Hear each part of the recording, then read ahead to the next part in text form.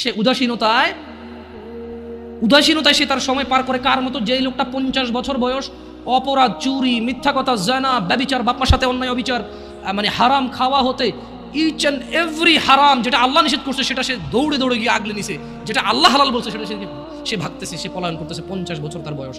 জং ধরা হৃদয়ের মানুষ যেমন বেখেয়ালি, আর 16 বছর, 20 বছর, 22 বছর, 25 বছরের যুবক ভাই অথবা যুবক বোন ওর মতোই উদাসীন। এই জিনিসটা আমাকে কষ্ট দেয়। তোমার হৃদয়তে তো জং নাই, তোমার তো এখনো মানে যদি পাপ কম বেশি যাই হোক, ক্ষমা চাইলে ক্ষমাকারী কে? আল্লাহর কাছে কোনো কিছুই কম না, কোনো কিছুই বেশি না। আল্লাহ যে পিঁপড়া সৃষ্টি করছে এটা তুচ্ছ না, আবার পুরো পৃথিবীর আসমান জমিন ভর্তি যদি কেউ অপরাধ করে এটা আল্লাহর কাছে বেশি না। বুঝতে পারছি?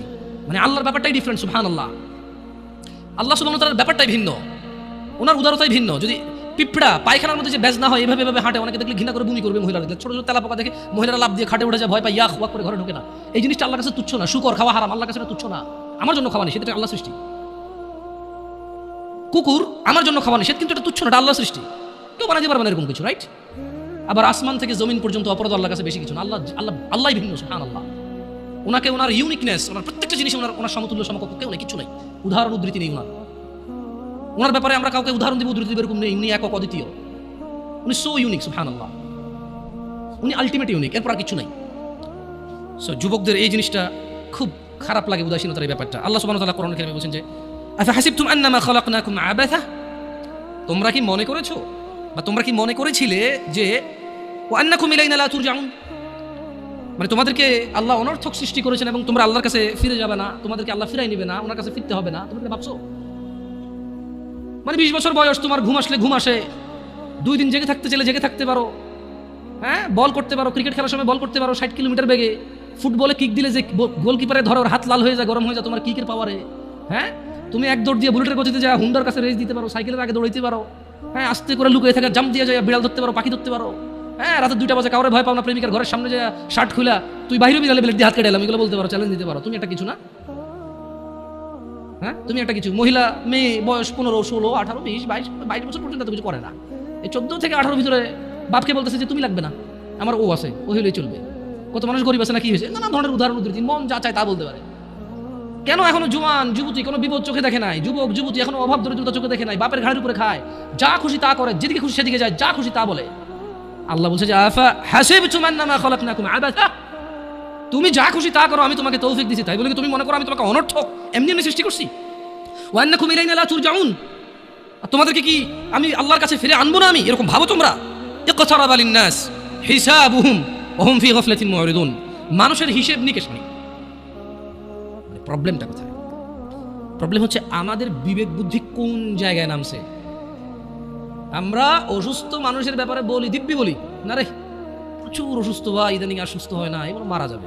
মানে আমাদের কাছে মনে হয়েছে মানুষ অসুস্থ হইলে মরে, আমরা কনফার্ম হয়ে গেছি মানুষ বুড়ো হইলে মরে, আমরা কনফার্ম হয়েছি মানুষ অ্যাক্সিডেন্ট হইলে মরে, আমরা কনফার্ম হয়েছি মানুষ অসুস্থ হইলে মরে, আমরা কনফার্ম হয়েছি মানুষ ক্রিটিক্যাল সিচুয়েশনে মরে। এমনি এমনি যে মরে যেতে পারি এটা আমরা মানে ইমানে রাখি না। এটা আমাদের কাছে মনে হয় যে মৃত্যুর একটা সিস্টেম আছে, মানে এটা আমি হব, জোয়ান হব, বুড়া হব, চুল দাড়ি পাকবে, তারপরে মরবো, আমি যে এনি টাইম মরে যেতে পারি। এটা আপনি দেখেন আমাদের মধ্যে যারা আমরা জোয়ান আছি, আমরা কিন্তু কেউ বলি না হ্যাঁ ভাই যে কোনো সময় মারা যেতে পারি রে। আমরা সবসময় বলি যে আমার দাদা অনেক বুড়ো হয়ে গেছে, বাঁচবে না মনে হয়, আমার আম্মা আইসিইউতে দোয়া করেন ভাই বাঁচবে না মনে হয়, আপনার ভাবিটা ভাই বাচ্চা হওয়ার সময় মানে এক্সট্রা ব্লিডিং হচ্ছে, বাঁচবে না মনে হয়। ঠিক আছে, ওগুলো ক্রিটিক্যাল সিচুয়েশন, কিন্তু এরকম হাসপাতালে গেলে যদি মানুষ মারা যায় তো তাহলে কেউ হাসপাতালে যেত না। তার মানে হাসপাতালের রেশিও কি 100 জন ঢোকে 30 জনও মারা যায় না। আমি ভুল বলছি? প্রতি 100 জন যারা আজকে হাসপাতালে গেছে 20 জন মারা যাবে এদের মধ্যে। তার মানে যত মানুষ মরে হাসপাতালের বাইরে মরে। মানে আপনি এখন যেখানে বসে আছেন অথবা আমি যেখানে বসে আছি, খুব একটু সূক্ষ্মভাবে যদি চিন্তা করি, আমরা হাসপাতালে যারা যায় তাদের মরার চিন্তা আমরা করি প্রচুর, অথচ হাসপাতালে 5% মানুষও মরে না। একজন ডাক্তার 1 মিনিটের রুগী দেখে, আমি চিনি লাকসাম উপজেলার, নাম বললাম না, তার শিশু ডাক্তার, আমার ছোট ভাইকে দেখাইতে নিয়ে গেছি, 112 নম্বর সিরিয়াল চলতেছে আমার, বললাম আসছে কবে, কয় আসো, এখন এসার আগে 111 জন দেখে ফেলছে, আমরা 12তম ঢুকছি। এর মধ্যে কিছু লোক আসে নাই, আবার কিছু লোক তো তার পিএসএ হয়তো 100-200 টাকা খেয়ে সিরিয়াল বাইরে দিয়ে দিচ্ছে না, তো আমি একটা যোগ বিয়োগ ধরে মানে মাইনাসে প্লাস ধরে ফেলছি, বুঝছেন? আমি চিন্তা করলাম যে সে তো 140 মানে 100 সর্বোচ্চ 160 থেকে 70 মিনিটে 112-13 জন রুগী দেখে ফেলছে, তো ওর যদি গড় রেশিও করতে 1000 তো 2 জন মরতেছে না ওইখানে হাসপাতালে। একটা বিশাল হাসপাতাল, ভর্তি হইতে পারে রুগী 100 জন 150 জন, ওখানে কি ডেইলি 20 জন মারা যায়? বরঞ্চ সরকারি হাসপাতালগুলো ভয় পায় মারা যাবে বলে যে ঢাকা মেডিকেলে নিয়ে চলে যান, জানা যে ওখানে মারা গেলে কোনো সমস্যা নাই, দায়বদ্ধতা নাই, তেমন ডাক্তারদের জবাব দিতে নাই, সরকারি হাসপাতাল মরছে, রুগী ক্রিটিক্যাল ছিল মরছে, আর গরিব মানুষ যায় ওখানে, আমার মতো লোকেরা যায়। সো আমাদের উদাসীনতার মাত্রা কত নিচে, মানে একটা মাত্রা থাকে না, ওই যে বলতে শুনে না, ছি তুই এত নিচে আমি ভাবিনি, এই টাইপের এটা ভাবিনি, মানে আমরা নিজেরাই ভাবতেছি না যে আমরা কত নিচে নামছি। অথচ আল্লাহ সুবহানাহু ওয়া তাআলা বলছে ইকতারা লিন-নাসি হিসাব, আপনি বলছেন মরার কথা, আমি আর আপনি এখানে ডিসকাস করতেছি 2023 ডিসেম্বর, আজকে 1 তারিখ, রাইট? আজকের দিনে আমি আর আপনি ডিসকাশন করতেছি আমরা কেন মরার কথা ভাবি না, খালি অসুস্থ রোগী ভাবে, কিন্তু আল্লাহ মরার কথা না। আমার বাপ চাচা মরছে, দাদা মরছে, বাবা আদম আলাইহিস সালাম হতে সবাই মরছে, যারা ছিল, আমরা যারা আছি মরবো, আমাদের পরে যারা আসে তারা মরবে, কিয়ামত পর্যন্ত যত মানুষ আসবে সবকিছু নষ্ট হয়ে যাবে, মরে যাবে, পৃথিবীতে চলে যাবে, কত দূরের কথা। অথচ আমি আর আপনি 2023 ডিসেম্বরে চিন্তা করতেছি, মরার কথা আলোচনা করতেছি, এটাই আমাদের বুঝে আসতেছে না। কোরআনুল কারীমে আল্লাহ তাআলা বলছে যে ইকতারাবা লিন-নাসি হিসাবুহুম ওয়া হুম ফি গাফলাতিন মু'রিদুন। আরে মরা তো দূরের কথা, মানুষ যে মরে যাবে, হাজার হাজার লক্ষ লক্ষ বছর পার হবে, হাসর হবে, ওর বিচারের দিন হবে, এটাই নাকি নিকটে। বলছে যে মানুষের হিসেব নিকেশের সময় আসন্ন, এই চলে আসতেছে, অথচ তারা ওহুম ফি গাফলাতিন মু'রিদুন, অথচ তারা উদাসীনতায় মুখ ফিরিয়ে রয়েছে। আপনি আর আমি বাঁচার স্বপ্ন দেখি, বুড়ো হয়ে মরবো এই প্ল্যান করি, আর আমরা মরে আমাদের পরের প্রজন্ম, হাজার হাজার প্রজন্ম মরে যাবে, জন্ম হবে, বেঁচে থাকবে 60, 70, 100 বছর বাঁচবে, সব কিছুর পরেও এই সব কিছু মিলিয়ে আল্লাহ বলতেছে যে আর এদের হিসেবের সময় তো চলে আসছে, এই চলে আসতেছে, অথচ এরা এখন উদাসীনতা। আপনাদের মনে হয়েছে কি কিয়ামত ঈসা আলাইহিস সালাম আসবে, তারপরে মানুষ ওপেন কুকুর বিড়ালের মতো রাস্তাঘাটে জানা করবে, মানুষ পশুর মতো আচরণ করবে, মানুষের আল্লাহ নাম ডাকার মতো লোক থাকবে না, তারপরে কিয়ামত হবে? এটা তো ঠিক কথা, এটা তো সমষ্টিগত কিয়ামত, মানে এরপর আর কোনো কিছু অবশিষ্ট থাকবে না। এরপরে কি, যখন ওই কিয়ামত হবে তখন আর কোনো কিছু কি অবশিষ্ট থাকবে না, কিন্তু যে ব্যক্তি যেদিন মারা যায় তার কিয়ামত তখন শুরু হয়ে গেছে। কথা বুঝতে পারি নাই, যে লোক মারা গেছে ও কি ওই ধ্বংস দেখবে? ও তো ধ্বংস হয়ে গেছে, শেষ। যে যখন মারা যায় তার কিয়ামত তখন। আর যেটা আল্লাহ তাআলা যেটাকে বলছে ইযা যুলজিলাতিল আরদু জিলজালাহা, যখন পৃথিবী প্রবল কম্পনে প্রকম্পিত হবে, ওটা তো সবাই কম্পিত হবে। কেমন? আচ্ছা, তো যুবকদের বা যুবতীদের উদাসীনতার মাত্রা এত নিচে যে শুধু বড়রা মুরব্বীরাই মরবে, ওরা মরবে এটা মনে করে না। অনেক সময় বলে যে এখানে মা বাপের খুব বড় একটা বাজে ভূমিকা থাকে। কেমন? আমি বড় অবাক হলাম, আমার কাছে মেসেজ আসে ছেলেপেলের যে আমি কলেজে পড়ি, স্কুলে পড়ি, ভর্তি হয়েছি, দাড়িটা রাখার আমার খুব ইচ্ছা। আমি, কেউ বলে হুজুরদের, কেউ বলে আলেমদের, কেউ বলে শেখদের, যে যার মতো করে বলতে পারে, বলে যে আমি ওয়াজ মাহফিল কিছু লেকচার শুনি, দাড়ি রাখার এত প্রবল ইচ্ছা আমার, এত শখ, আমি দাড়ি কাটবো না। কিন্তু বলছে যে হুজুর, আমার দাদা, দাদু, আব্বা আর আম্মা, একটা পরিবার এত জঘন্য হলে কিভাবে হবে? একজন দুজন না হয়, দাদা, বাপ, দাদা, দাদি, মা, মানে কি? আমি ওই দাদাকে বলতে চাই, তোমার বাপে মুজরা করে নাই, তোমার ঘরে টেলিভিশন ছিল না, প্রযুক্তি ছিল না, তোমারই এখন দাড়ি রাখতে মন চায় না, তুমি তোমার নাতিকে আর ছেলেকে যে দাড়ি রাখতে দিচ্ছ না, পর্দা করাচ্ছ না মেয়েদেরকে, তো যাদেরকে রেখে পৃথিবীতে চলে যাবার, তো ন্যাংটা হাঁটবে গো, ন্যাংটা হাঁটবে ওরা। তুমি বলছো যে একটু ঢাকো নাহলে শরম, হ্যাঁ, ওরা ন্যাংটা হেঁটে বলবে সাহসের ব্যাপার, পর্দা হলো মনে। তুমি বলতেছো যে পর্দা হাত পা সব ঢেকে চলাকে বলে না, মনের পর্দা, তো ওরা এটাকে পুরো অ্যাপ্লাই করে ফেলবে। এটা আফসোসজনক কথা। কেমন? মানে একটা পরিবারের বাপ যদি বলে ছেলেকে দাড়ি কাটতে, ছি ছি ছি ছি ছি, এটা ঠিক এরকমই তো, যে কেউ কোনো বাপ তার ছেলেকে বলতেছে তোমার বোনকে বিয়ে করো। এই এরকম এটা দাড়ি কাটার কথা বলছে, নাউজুবিল্লাহ বলে না, অথচ দুটি আল্লাহর বিধান। মানে ব্যাপারটা হয়ে গেছে কি, মহিলা তার স্বামীকে বলতেছে তুমি ভালো হও, প্লিজ তুমি ভালো হও। তো ভালো কিভাবে হবো আমি? তুমি না সিগারেট খেয়ে ওনাকে খাইলাম না, তুমি না অন্য মেয়েদের সাথে কথা বলবো না, হ্যাঁ বললাম না, তো তুমি না নামাজ পড়ো, হ্যাঁ পড়লাম, আমি বিয়ে করবো না, না, আরে বেটা নামাজ পড়তে আল্লাহ বলছে, বিয়ে করতে আল্লাহ বলে নাই? বিধান দুটো কি দুজনে দিছে নাকি? না না, আমি ইনফ্লুয়েন্স করতেছি না, আমি নিজেই একটা করছি, আলহামদুলিল্লাহ। কঠিন রে, কঠিন, খুব কঠিন। যাই হোক, আমাদের শয়তান বলা অনেক সহজ, করা অনেক কঠিন। কেমন? যাই হোক, আল্লাহ ইল্লা মাশা আল্লাহ। তো মানে ইসলামের বিধানটা কেমন? বাপ মা বলতেছে যে বেকার থাকিও না, বেকারকে ইসলামও পছন্দ করে না, কিন্তু ইসলাম কি ঘুষ অ্যালাউড করে? সুদ অ্যালাউড করে? হারাম সিগারেট বিক্রি করা, কোম্পানিতে কাজ করা, ইনকামকে অ্যালাউড করে? সুদি ব্যাংকে চাকরি করে টাকাকে ইসলাম অ্যালাউ করে? মা বাপ বলে যে বেকার থাকিও না, ইসলাম পছন্দ করে, মুসলিমরা বেকার থাকতে নাই, কিন্তু এই মা বাপই টাকা ইনকাম হলে আবার ওই যে ইসলামের দোহাই দিয়ে ওকে চাকরি করতে বলে, ওই ইসলামের দোহাই দিয়ে আর উপার্জনটা হালাল নাকি হারাম এটার পরামর্শ দেয় না, হইলেই হইল ইনকাম। আপনি আরেকটা বিয়ে করবেন, এটা তো অনেক দূরের কথা, আপনি ঘুষ খান, সুদ খান, ডাকাতি করেন, টেন্ডারবাজি করেন, চাঁদাবাজি করেন, দুর্নীতি করেন, আপনার বউ কিচ্ছু বলবেন আপনাকে খারাপ, খালি অপরাধের মধ্যে একটা অন্য মহিলার সাথে কথা বলেন, তারপরে দেখেন আপনার অপরাধ কি। আপনি ঘুষ খান, জুয়া খেলেন, মানে আপনি না, নেশাটাকে ওরা অপরাধ হিসাবে রাখে, কারণ নেশা খায় ঘুষাঘুষি লাগে যায় তো প্রবলেম, আবার টাকা নষ্ট হয় তো, বুঝেন নাই? মহিলা বড় ভিন্ন জিনিস, সুবহানাল্লাহ। আমি মহিলাদের চরিত্রে হতবাক হই, নির্বাক হই। কিভাবে? যে ও ঘুষ, দুর্নীতি, চাঁদাবাজি, টেন্ডারবাজি, মিথ্যা কথা, মারামারি, কোনো কিছুকে স্বামীর বদনাম মনে করে না। অপরাধের মধ্যে নেশাটা করলে এবং অন্য মহিলার সাথে কথা বললে এই তার আর সহ্য হয়, কারণ এটা তার রিলেটেড। নেশা করলে তার হক নষ্ট হয়, অন্য মহিলার সাথে কথা বললে সে মনে করে তার হক নষ্ট হয়। আরে আপনি বলতেছেন অন্য মহিলা, আপনি আরেক বিয়ে করবেন বললে সে মনে করে তার হক কমে যাচ্ছে। আমি একবার একজনকে বললাম, আমাকে বললো যে না না, আমি আবার মহিলাদের সাথে কথা বলি না, এটা আপনারা চেক করি না, আমরা ফেসবুকে মেসেজ দিয়ে চেক করি, আমি রিপ্লাই দিই না।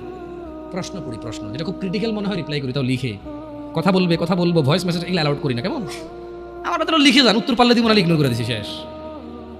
তো বলছে যে আচ্ছা হুজুর, আমার স্বামী আরেক বিবাহ করবে, তো আচ্ছা এরকম কমপ্লেন কি 60 বছরের মহিলা দেয়, 40 বছরের মহিলা দেয়? এই জোয়ান মহিলা, জোয়ান পুরুষদের ঘটনা, এই মাত্র দাড়ি টাড়ি রাখছে, একটু কোরআন পড়তেছে, বিয়ে অর্ধেক দিন, হ্যাঁ একটু আগে 4-5টা গার্লফ্রেন্ড ছিল আর কি, এখন সে একটু দিনে চলে আসছে না, 4-5টা গার্লফ্রেন্ড ছিল, এখন 1 লাখ বোনে থাকতে ইসলাম তো বিয়ে আলাউডি করছে। এখন সে বিয়ে করছে 3 বছর, আরেক বিয়ে করার জন্য পাগল হয়ে গেছে 1.5 বছর থেকে, মানে তার প্রথম বিয়ের বয়সে 3 বছর 1.5 বছর থেকে ঝগড়া চলতেছে করে আরেক বিয়ে লয়া, বুঝছেন? ওই ক্যাটাগরির কিছু সিচুয়েশন আছে। তো মহিলা বলছে যে মানে দিনী বোন বলছে যে লিখছে আর কি। তো আমি মনে হয় 15 বা 20 দিন পরে মেসেজ ওপেন করে দেখলাম যে বলি হ্যাঁ লম্বা এক চিঠি, প্রথম কথা এত লম্বা লিখলাম, ইগনোর করে পড়ি না, কিন্তু কে পড়বে এটা? তো তারপর আল্লাহর ওয়াস্তে পড়তে বলেছে, আমি লিখেছি যে আল্লাহর ওয়াস্তে পড়া ঠিক না, আপনি এটা বলবেন না কখনো, কেমন কাউকে বলবেন না। তো ঠিক আছে, পড়তেছি, এক পর্যায়ে বললো যে আমার স্বামী আরেক বিবাহ করতে চায়। তো আমি বললাম আল্লাহ তাকে এই অধিকার দিছে, করতেই পারে, হোয়াট ইজ ইউর প্রবলেম? তো সে রিপ্লাই দিল যে না হুজুর, ব্যাপার হচ্ছে আমি এখন একা আমারই হক ঠিকভাবে আদায় করতে পারে না, সে যদি আরেক বিবাহ করে তাহলে আমার হক কি কমে যাবে না? আমি বললাম কিভাবে? বলো যে ইসলাম তো ইনসাফ হিসেবে বলছে এই বউর কাছে যা থাকবে এই বউর কাছে তা থাকবে, তাহলে আমারটা ভাগ হয়ে অর্ধেক হয়ে গেল না, কমে গেল না? আমি বললাম তাহলে আপনার ভাই বোন কয়জন? 3-4 জন। আমি বললাম তো আপনার আব্বা যখন প্রথম ছেলে হয়েছে ওই ছেলে তো বলা ছিল আব্বা আরেকটা পোলা হওয়া মানে আমার জমিতে ভাগ হওয়া, খবরদার। সিম্পল কথা না? স্বামী যখন 2 বিয়ে করে বউর হক ভাগ হয়ে যায়, অর্ধেক হয়ে যায়, এটা জুলুম। তাহলে কোনো মা বাবার উচিত না একটার বেশি সন্তান নেওয়া, কারণ যত সন্তান তত ভাগ। যে যারা এগুলো মানে ইয়াংদের মধ্যে প্রবলেমগুলো বেশি আছে, তাহলে তো দিনী বোন তখন তো চিন্তা করা উচিত যে আমি তো পৃথিবীতে আসতে পারতাম না, আমার মা বাবা যদি চিন্তা করতো বাচ্চা একটা হয়েছে আরেকটা হলে ভাগ হয়ে যাবে জমি, তো আমারই দুনিয়াতে আসার কোনো কায়দাই ছিল না, ঠিক না? আসলে কেউ কারো হক কমাইতে পারে না, বাড়াইতে পারে না। যার জন্য আল্লাহ যা বরাদ্দ করেছে তার উপরে কি করতে হবে? এই থাকতে হবে। উদাসীনতা থাকা যাবে না। যুবকদের উদাসীনতার মধ্যে ছেলেদের প্রবণতা। আচ্ছা মহিলাদের কথা বললাম, পরে আবার আমি দেখছি কিছু ইউটিউব চ্যানেলে যাওয়ার পরে মহিলারা পুরো খেপে যায়, বলে জন্য একতরফা কথা বলছে। গার্মেন্টস কর্মীদেরকে নিয়ে ছেলেদের খুব বাজে মন্তব্য থাকে, বিশেষ করে তারা রিয়েলিটি জানেও না, তাদের অবজারভেশন ঠিক আছে। প্রশ্ন, আমি মুফতি না, কোনো প্রশ্ন উত্তর নাই জায়গায়। আচ্ছা আপনারা জাজ করবেন, এটা আমি আপনাদের অনুরোধ করবো, আপনারা নাহলে ধ্বংস হয়ে যাবেন, আপনাদের উপায় থাকবে না। নাইলে খবরদার যাকে তাকে প্রশ্ন করবেন না। আমি যাকে তাকে মধ্যে পড়ি, মনে করেন না যেই সেই, আমি যেই সেই, যেটা কথা বলতে পারি আলহামদুলিল্লাহ, আল্লাহ তে বরকত দান করুন। ডাক্তার নির্বাচনের ক্ষেত্রে কিন্তু 5-7 জনকে জিজ্ঞেস করেন কোন ডাক্তারটা ভালো হবে, মেডিসিন নাকি ডেন্টাল নাকি ওই যে কিডনি নাকি অর্থোপেডিক্স, হোয়াট এভার। সো মুসলিমদের উচিত প্রশ্ন যখন তার কোন ক্যাটাগরির প্রশ্ন, এই ক্যাটাগরির প্রশ্নের জন্য কোন আলেমটা ভালো হবে, এভারেজ অ্যান্সার নিয়ে। তালাকের প্রশ্ন যাকে তাকে জিজ্ঞেস করি না, এটা আমি অনুরোধ করবো। আচ্ছা সবাইকে জিজ্ঞেস করেন, আমাকে জিজ্ঞেস করি না, আমি খুব ক্রিটিক্যাল এইসব অ্যান্সার, সো টাফ, কারণ খুব জিম্মেদারি। বিশেষ করে তালাক এত বাজেভাবে হয় এই দেশে। তালাক দিয়েছে 3 বার বলছে, এখন কি 3 বার বলছে যে 3 বার হয়েছে নাকি হয় নাই, এটা কনফিউজ থাকা অবস্থায় বউরে নিয়ে আসে, আরেকবার তালাক দিয়েছে, এরপরে আনতে পারবে কিনা এটা প্রশ্ন। সো ক্রিটিক্যাল, মানে 3 বার তালাক দিয়েছে, বউ জামাই আলাদা হয়ে গেছে, এখন পোলা পানে কান্দে, বাড়িওয়ালা মিলা গ্রামে মিলাই দিয়েছে, এরপরে এখন আবার তালাক হয়েছে, এখন আগের বারে যে আসছে ওটা ঠিক আছে কিনা এটা নিয়ে প্রশ্ন। এখন তো তালাক তারা কনফার্ম হয়ে গেছে, বুঝতে চাই তারা, কিন্তু প্রশ্ন হলো যে হুজুর তাহলে আগে যে নিয়ে আসছিলেন ওটা কি গুণ হয়েছে? মানে প্রশ্ন এখন এরকম হয়ে গেছে, বউ জামাই তালাক হয়ে গেছে 5 বছর, সেটা বাচ্চা হয়েছে কি মাঝে মধ্যে আসতে, বউ জামাই তালাক হয়েছে 5 বছর, বউরও বিয়ে হয় নাই, কোথাও জামাইও বিয়ে করে নাই, এখন এটা আবার বিয়ে করতে চাচ্ছে, আবার নাকি বিয়ে করবে না। তো তুই বিয়ে করবি কেন? আবার তো বিয়ে থাকার কথা, যদি বিয়ে না থাকে তাহলে তার করার সুযোগ নেই। যদি আবার বিয়ে করা যায় তালাক দিই, তাহলে তালাকের মূল্যটা নেই। আমি তালাক দিয়ে দিছি পার্মানেন্ট, তালাকে বাইন হয়ে গেছে, খালাস, এখন আমি আবার বিয়ে করতে পারবো, তাহলে ওই বাইনের ভ্যালু কি? তাহলে ব্যাপারটা হলো যে বউ বললো যে তোর ঘর করবো না, আমি গেলাম, এরপরে একদিন বলেছে না তোর ঘর করা দরকার, আইলো জামাই বললো যে তুই আমার ঘর থেকে বেরো, তোর আমি রাখবো না, গেলো, এরপর আবার মনে হয়েছে যে না আসা দরকার, আসলো, এরকম হয়ে গেল। তালাকে বাইনের তোর তাহলে ভ্যালু থাকলো না, রাইট? কোয়েশ্চেন যাকে তাকে করবেন না, কেমন? যুবক ছেলেদের যেটা প্রবলেম বলতে চাচ্ছিলাম, মেয়েদের তো বললাম কেমন বিয়ের ক্ষেত্রে ওরা মানে আরো অনেকগুলো আছে, বললাম না, যেমন মেয়েদের বেশ কিছু প্রবলেম বলছি, জামাই সুদ খাক, ঘুষ খাক, মিশা কথা, টেন্ডারবাজি, চাঁদাবাজি, রাজনীতি, রাজনীতি কিন্তু ভালোভাবে কেউ দেখে না, আমিও দেখি না, সরি, তো রেকর্ডিংগুলো কিছু করার নাই। আমি পার্সোনালি এখন ভালোভাবে দেখি না। কেমন ওই যে আমাদের এলাকাতে ধরেন কুমিল্লার অঞ্চল, তো ছোটোবেলায় যদি এসব জিনিস প্রমোট করাই উচিত না, আমার অভ্যাস নেই এগুলো বলা, তারপর একটু এই রাজনীতি নিয়ে আসছে তো আপনি যেখানে যাবেন ওই বিষয় নিয়ে কথা বললে আপনাকে ওই জায়গায় যাইতে হবে, কিছু করার নেই। ওই হারুন কিসিঞ্জার একজন ভদ্রলোক ছিল ছোটোবেলায়, খুব কৌতুকগুলো ক্যাসেট ম্যাসেট প্লে করতো মানুষ, তো ও গান গাচ্ছিল যে কাজে কামে মন বসে না করি রাজনীতি, এই নীতিতে কত মানুষ হয়েছে কোটিপতি। তো কামে কাজে যাদের মন বসে না কোটিপতি তারাও রাজনীতি করে, এটা তার গান, এটা সত্যি আমি জানি না, সে গাইছে এমন। তো ছেলেদের একটা বিশাল বড় প্রবলেম হচ্ছে কি, দায়িত্বহীনতা, উদাসীনতার সবচাইতে খারাপ সিচুয়েশনটা ওদের ভিতরে সবচাইতে বেশি দেখা যায় দায়িত্বহীনতা। ইভেন যুবককে যদি তার মা বলে 1 কেজি চাল নিয়ে আসো, সে বলছে পারবো না, ভাইকে পাঠাও, অমুককে পাঠাও। আমি সর্বনিম্নটা দিয়ে বললাম আপনাকে, শহরে তো আপনারা অনলাইনে অর্ডার করেন, করেন, করেন, গ্রামের কথা বললাম, গ্রামের কথা বললাম আপনাকে। বলছে যে গার্মেন্টস কর্মীরা সব মেয়েরা কেন কাজ করে, সবাই তো কমপ্লেন দিচ্ছে, আমি মনে বলছি কাজ করছে না, আমি মনে বলছি না, আমি বলছি না, কতগুলো বুঝের লোক আছে এখন বসে কমেন্ট করবে, তো আপনি কি বলতে চাচ্ছেন ওরা কাজ করো? আরে ভাই আমি কিছুই বলতে চাচ্ছি না, আমি বলতে চাচ্ছি যে এত যে সমালোচনা করেন, রাইট, ভুলকে তো ভুল বলতেছেন, কিন্তু দেখেন না কোন মেয়েটা গার্মেন্টসে কাজ করে। আপনার মতো কোনো পুরুষ বিয়ে করছে, আমার মতো কোনো পুরুষ বিয়ে করছে, 2টা বাচ্চা হয়েছে, পাড়া প্রতিবেশী 200, 300, 500, 600, 1000 টাকা করে হাওলাত নিয়ে চলে গেছে, 6 মাস আসতেছে না, ওই মেয়েটা গার্মেন্টসে কাজ করতেছে। মা বলতেছে তুই মরস না কা, তোর বিয়ে দিছে, তোর ঘর টিকলো না, দুনিয়ার আর সবাই জামাই ঘর করতেছে না, এখন যে জায়গায় বিয়ে দিছে ওই ছেলে মদ খায়, গাঁজা খায়, জুয়া খেলে, কাজ করে না, ঋণ করে চলে, ওটা ডেলি রাত্রে এসে মারে মেয়েকে, তো ডেলি মার খাওয়ার চেয়ে মেয়ে এসে বাপের বাড়িতে থাকে, বাপ মা বুড়ো হয়ে গেছে, ভাইয়ের বউর সাথে ঝামেলা, মা প্রতিদিন কাঁদে আর চোখের পানি মোছার বলে তুই মরস না, যেদিন ওই তোর লবণ দিয়ে কেন মেরে ফেললাম না আমি। That's a real example and it's so true. আপনি হয়তো একটা ফ্ল্যাটে থাকেন, একটা গাড়ি আছে আপনার, অথবা গাড়ি নেই, বাপের আপনার 60,000 টাকা বেতনের চাকরি আছে, আপনি বুঝেন না এটা, বাট দিস ইজ রিয়েলিটি। আমি বলবো যে গার্মেন্টসে সবাই এরকম না, গার্মেন্টসে তো 5 লাখ টাকা বেতনের মহিলা আছে চাকরি করে, সে চাকরি করে তার ভিন্ন কারণে, তার স্বামী এসে বলছে কেন আমি তোমার ইনকাম কেন খাবো, আমি আর্ন করবো এবং আমি ব্যয় করবো, হু ইউ, তুমি কি কথা বলো এখানে, আমি কামাবো খরচ, ডিফারেন্ট থাকে, কেমন থাকে। কিন্তু যাদেরকে বেশি তিরস্কার করি আমরা, আর আপনি খারাপকে কি আমি ভালো বলতে বলছি, খারাপকে কি আমি ভালো বলতে বলছি, যে একটা পুরুষ বলুক তো ওর বোনকে চালায়, মাকে চালায়, বউকে চালায়, মেয়েকে চালায়, আর ওরা গার্মেন্টসে কাজ করতে চায়, পৃথিবীর কোন মানুষ কাজ করতে চায়? শুনুন, এখন তো ছোট আপনারা বুঝতেছেন না, যেদিন চাকরিতে ঢুকবেন ওই দিন আপনি অনুভব করবেন যে পৃথিবীর কোনো মানুষ যদি কোনো অপশন থাকে যে চাকরি না করে খাইয়া পরে বাঁচে থাকা যাবে, চাকরি করবে না। ও বলবে আমি গাড়ি চালাবো না, আমি চাকরি করবো না, আমি এমনি বেঁচে থাকবো, খাইবো।